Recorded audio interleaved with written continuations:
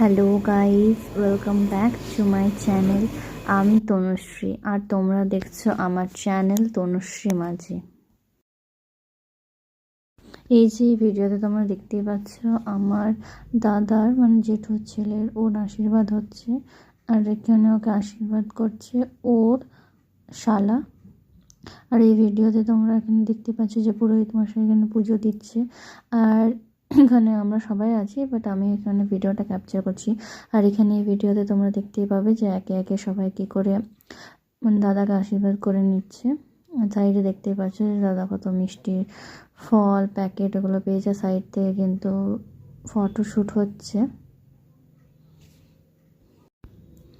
আর দিনটা ছিল